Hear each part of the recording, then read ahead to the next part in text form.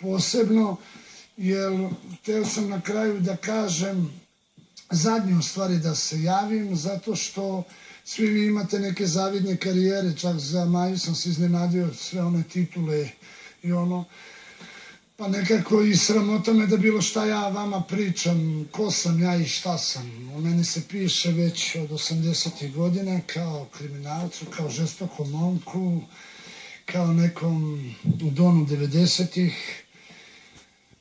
Nisam bio cvećka, najveći uspeh moj u životu je prvi sin Lazar, pa sada predivna devojčica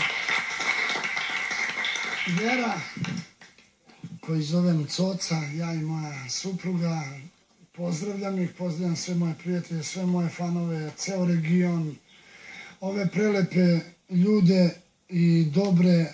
Želim da naučim šta znači marljivost, rad, odgovornost.